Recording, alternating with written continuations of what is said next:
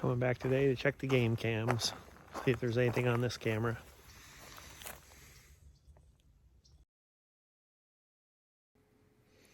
Kira seems to have picked up a scent on the fallen tree. Oh look, a raccoon was there last night. Kira's got a real good sense of smell, kind of always lets me know when something's been around. This raccoon was not that startled by the flash, which is too bad because sometimes they'll look at the camera.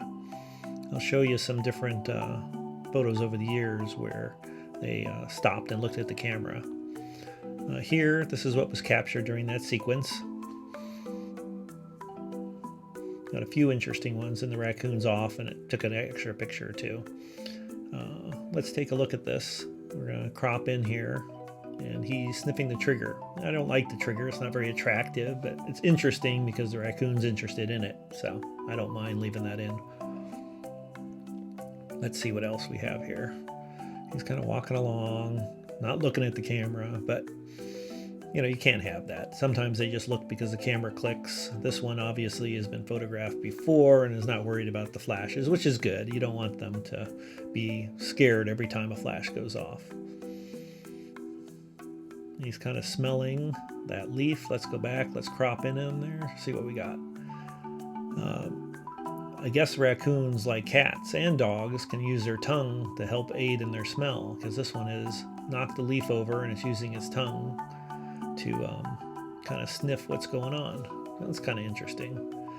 So here are the shots cropped in one by one, and then let's move on to some older footage.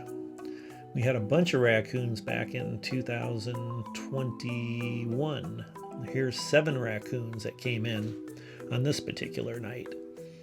Raccoons typically spend, I don't know, 3 to 4 days on the ranch at any time. They move around. They have like 5 or 6 dens, and they spend a little time in each den, and that makes sense because their food source will run out, especially with 7. So this is the only time I've seen 7 together because they've probably wiped out all the crawdads. Here are 4 together with a younger one in the back, smaller. Just kind of foraging, looking for food, not paying attention to the IR camera. They can see the IR. This raccoon had a perfect pose. Unfortunately, I didn't get that pose, but what I did get was this, the handstand before that pose, because when he stopped, the camera wasn't triggered again. With a different trigger, it would have caught that, because some of them you can program to do multiple shots. Here's another one. He's looking at the camera, a little startled, but it makes for an interesting photograph. Now look in the back right. We have all these little eyes checking out what's going on. It's kind of spooky if you were out there with your flashlight and you suddenly saw all these little eyes poking up at you. I don't know, I found this shot interesting because of that. A couple of them get brave and actually come out, so it looks like maybe that was a group of 4 or 5. It's hard to tell because they're bouncing up and down. Here's 2 of them. They come out and the camera goes off and they're like, what's going on? So here's the shot we got with that one, looking at the camera. And then here's a couple of them as they're walking around. Got one walking by.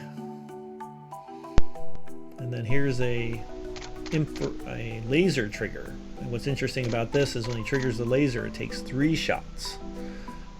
Disadvantage of that is every time it's triggered, because the IR version of that does the same thing, it takes 3 shots and uses up all your battery power in your flash and puts lots of blanks onto your camera card, which you then have to go through. Here we have a couple of raccoons foraging in the creek.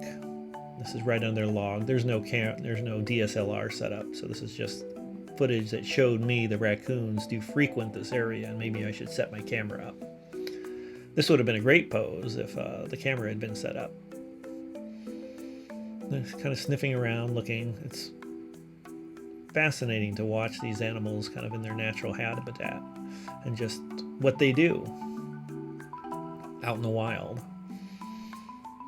Here's another one. This is a great example of him foraging. You can see him reaching around, reaching under the plants. He's looking for crawdads. I don't think he finds any at this particular time, but other times you'll see them grab something, put it in their mouth. That's a midnight snack for them, or possibly they eat throughout the night. I hope you enjoyed this video. Give us a like and subscribe and ring the little bell.